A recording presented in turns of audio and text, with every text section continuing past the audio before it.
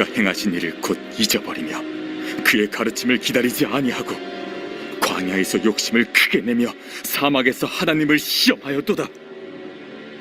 그러므로 여호와께서는 그들이 요구한 것을 그들에게 주셨을지라도 그들의 영혼은 쇠약하게 하셨도다.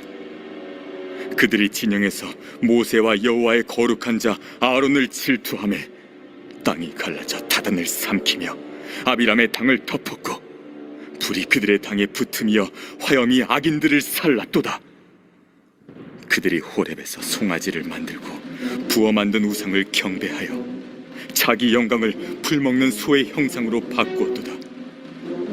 애굽에서 큰 일을 행하신 그의 구원자 하나님을 그들이 잊었나니 그는 함의 땅에서 기사와 홍해에서 놀랄만한 일을 행하신 이시로다. 그러므로 여호와께서 그들을 멸하리라 하셨으나 그가 택하신 모세가 그 어려운 가운데에서 그의 앞에 서서 그의 노를 돌이켜 멸하시지 아니하게 하셨도다. 그들이 그 기쁨의 땅을 멸시하며 그 말씀을 믿지 아니하고 그들의 장막에서 원망하며 여호와의 음성을 듣지 아니하였도다. 이러므로 그가 그의 손을 들어 그들에게 맹세하기를 그들이 광야에 엎드러지게 하고 또 그들의 후손을 뭇 백성 중에 엎드러뜨리며 여러 나라로 흩어지게 하리라 하셨도다. 그들이 또 부올의 바알과 연합하여 죽은 자에게 제산 음식을 먹어서 그 행위로 주를 경노하게 함으로써 재앙이 그들 중에 크게 유행하였도다. 그때 비느하스가 일어서서 중재하니 이에 재앙이 그쳤도다. 이 일이 그의 의로 인정되었으니 대대로 영원까지로다. 그들이 또 무리바 물에서 여호와를 노하시게 하였으므로 그들 때문에 재난이 모세에게 이르렀나니 이는 그들이 그의 뜻을 거역함으로 말미암아 모세가 그의 입술로 망령되이 말하였음이로다. 그들은 여호와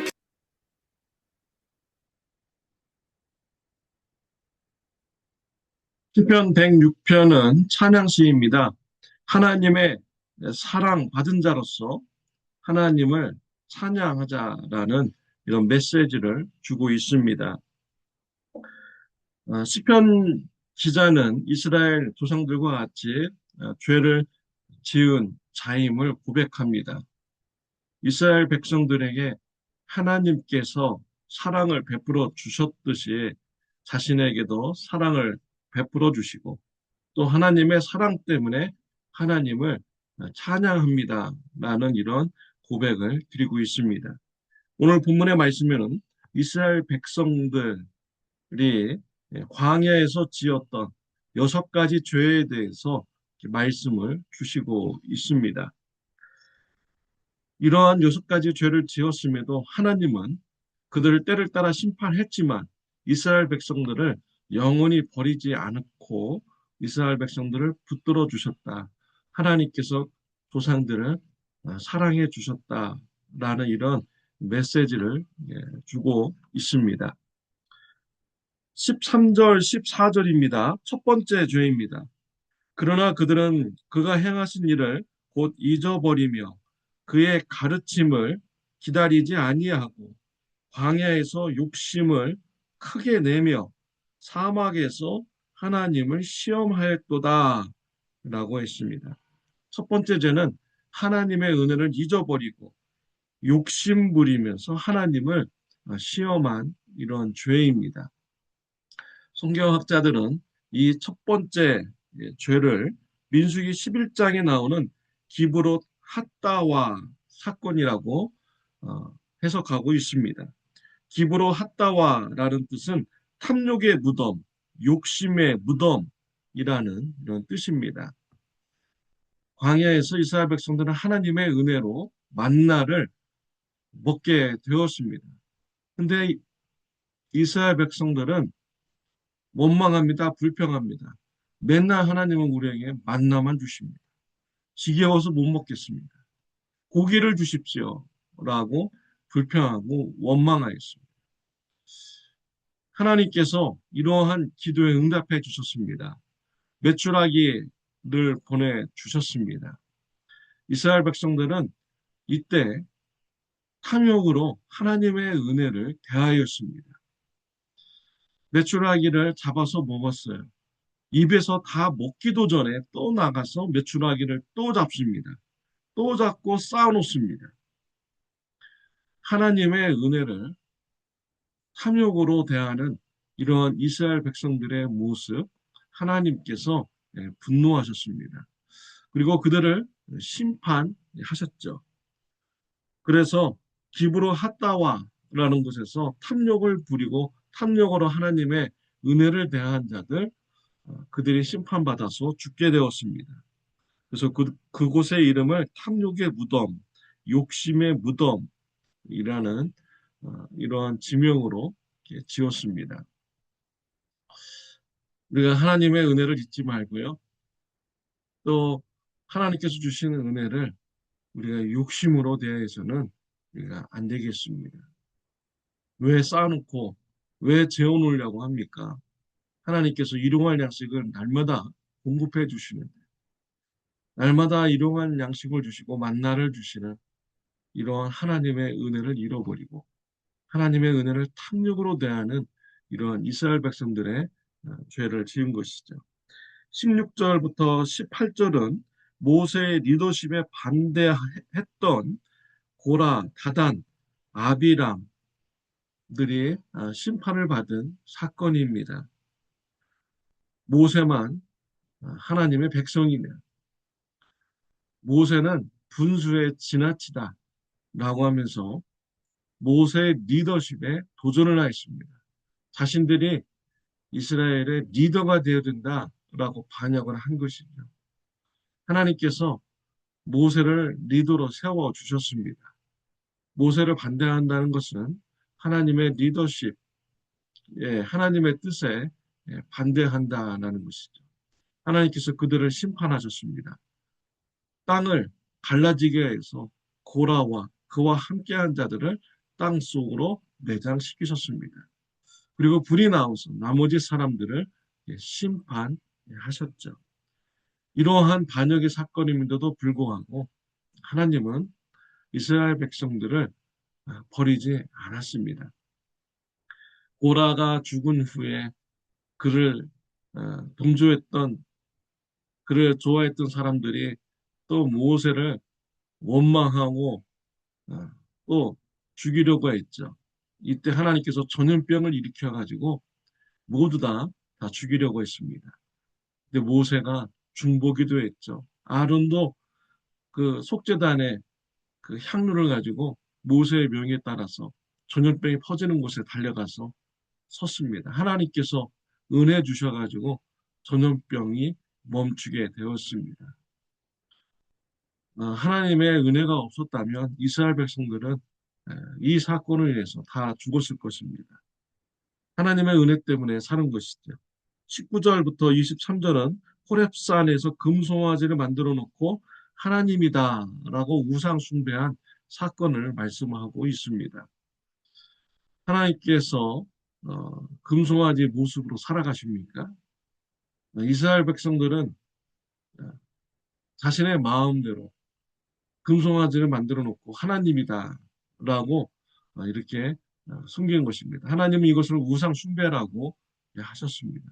이 일로 인해서 하나님은 심판하셨죠. 이스라엘 백성들을 완전히 멸하시려고 했어요. 그런데 모세가 중보기도해서 모세의 중보기도 때문에 이스라엘 백성들이 은혜를 받게 되었고 살게 된 것입니다. 28절부터 30절은요. 이스라엘 백성들이 바알 우상을 섬기는 죄를 지은 사건입니다. 이때 대제사장 비느하스가 죄인들을 심판함으로써 하나님의 진노가 멈추는 이러한 사건인 것이죠. 하나님께서 비느하스의 이런 모습을 보고 은혜를 베풀어 주셔서 이스라엘 백성들이 계속 하나님의 은혜를 받는 이런 민족이 되게 되었습니다.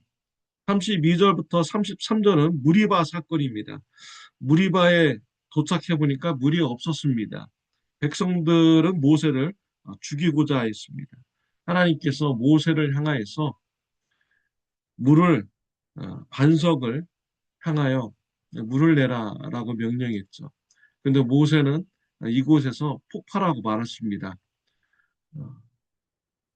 지팡이를 가지고 가서 반석을 2번 치면서 분노하였어요. 하나님의 거룩하심을 잘 드러내지 못했습니다. 이 일로 사건으로 인해서 모세가 가나안 땅에 들어가지 못하는 이러한 심판을 받게 되었죠. 그럼에도 불구하고 하나님은 이스라엘 백성들을 가나안 땅에 들어가게 하는 이런 은혜를 베풀어 주신 것입니다. 이스라엘 백성들 고비고비 때마다 모세가 중보기도 이렇게 하였고요.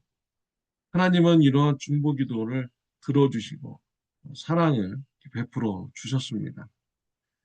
이스라엘 백성들의 죄의 모습을 보면 정말 안타깝습니다. 어떻게 저렇게 하나님의 은혜를 잊어버릴까? 어떻게 저렇게 욕심을 부릴 수 있을까? 어떻게 자신들의 마음대로 신앙생활을 할까? 이런 안타까운 이런 마음이 들죠. 그런데 이러한 모습이 다른 사람 얘기가 아닙니다. 곧 저와 여러분들의 이야기인 것이죠. 저와 여러분들은 어떻습니까? 하나님을 믿은 후부터 정말 죄 없이 살아갔습니까? 실수 없이 살아갔습니까? 하나님의 은혜를 잊어버린 적은 없습니까? 우리가 이스라엘 백성들과 같이 하나님의 은혜를 받았음에도 불구하고 조금지라면 잊어버리고 원망하고 불평하고 하나님을 의뢰하지 못하는, 신뢰하지 못하는 이러한 죄된 삶을 살아가는 이런 죄인들인 것이죠. 그럼에도 불구하고 우리가 하나님의 사랑을 지금까지 받고 있는 이유는 무엇입니까? 바로 예수님 때문입니다. 예수님께서 저와 여러분들의 중보 기도자가 되어 주신 것이죠. 예수님은 저와 여러분의 죄를 대신 지시고 십자가에서 고난 받으셨습니다. 대신 심판 받으셨습니다. 그리고 3일 만에 부활하셨죠. 하나님 우편에 계셔가지고 저와 여러분들을 위해서 중보 기도해 주시는 분이 우리 예수님이십니다. 이러한 예수님의 중보 기도를 듣고 또 대속의 피를 보시고 우리에게 사랑을 베풀어 주시는 분이 우리 하나님이신 것이죠. 요한일서 2장 1절에 보면 만일 누가 죄를 범하여도 아버지 앞에서 우리가 대언 자가 있으니 곧 의로우신 예수 그리스도시라 라고 했습니다. 우리에게 중보자 되신 예수님 감사하시길 바랍니다. 또 중보자 되신 예수님의 말씀을 듣고 사랑을 베푸시는 하나님에 대해서 감사하고 찬양을 드리는 저와 여러분들이 되시기를 바랍니다. 오늘 본문 말씀을 보면서 이스라엘 백성들의 죄된 모습을 보고 안타깝습니다. 성경에 보니까 정말 모범적으로 신앙생활한 사람이 있어요. 요셉입니다. 요셉은요, 환경이 어려울지라도 또 환경이 잘 되었을지라도 하나님을 잘 섬기는 이러한 사람이었습니다. 요셉은 형제들에 의해서 노예로 팔려갔습니다. 얼마나 살기 힘듭니까? 원망하고 불평할 수 있죠. 하나님을 떠나갈 수도 있어요. 그렇지만 요셉은 원망하지 않았습니다. 불평하지 않았습니다. 하나님을 붙잡았습니다. 간음죄의 유혹에도 넘어지지 않았습니다. 하나님을 두려워했죠. 요셉은 감옥에 들어갔습니다. 더 현실이 힘들어지게 된 것이죠. 그럼에도 하나님을 붙잡고 신뢰하는 삶을 살아간 자가 요셉입니다. 요셉이 하나님의 섭리 가운데 애굽의 총리가 되었습니다. 자신을 노예로 팔았던 형제들을 만나게 됩니다. 복수하지 않았습니다. 하나님의 뜻 때문입니다. 하나님께서 형제들에게 시기 질투하게 하고 노예로 팔게 하여서 요셉을 미리 애굽으로 보낸 것입니다. 기근 때에 야곱의 가정을 구하기 위한 것이죠. 또한 세계 여러 민족들에게 기근으로부터 도움을 받게 하기 위하여 요셉을 애굽의 노예로 팔려가게 한 것입니다. 이러한 하나님의 뜻을 아는 요셉, 형제들에게 복수하지 않았습니다. 하나님 앞에 겸손하게 순종했습니다. 정말 요셉은 우리가 본받아야 될 이런 신앙의 모습인 것이죠. 이스라엘 백성들 광야에서 은혜를 받았어도 조금만 어렵고 힘들기만 하면 원망하고 불평하고 하나님을 잊어버리고 하나님을 신뢰하지 못한 이러한 죄를 지었던 자들인 것이죠. 우리가 하나님의 사랑을 우리가 기억하고요. 사랑을 받은 자로서 요셉과 같이 힘들고 어려운 상황이 있어도 하나님을 신뢰하고 의지하고 순결한 신앙을 가지고 나가는 저와 여러분들이 되시기를 바랍니다. 부족한 중에도 사랑을 베풀어 주시는 하나님의 사랑을 기억하고 하나님을 찬양하는 삶을 살아가시기를 바랍니다. 기도드리겠습니다. 하나님 아버지, 감사합니다. 부족하고 늘 넘어진 우리들을 예수님의 보혈의 피 때문에 우리를 사랑해 주시고 우리의 삶을 인도해 주시니 하나님 감사합니다. 하나님의 사랑을 기억하고 요셉과 같이 순결하게 살게 하여 주옵시고 또한 하나님의 사랑을 찬양하는 자가 되게 하여 주옵소서. 예수님의 이름으로 기도드렸습니다. 아멘. 하나님을 찬양하는 하루가 되시기를 바랍니다.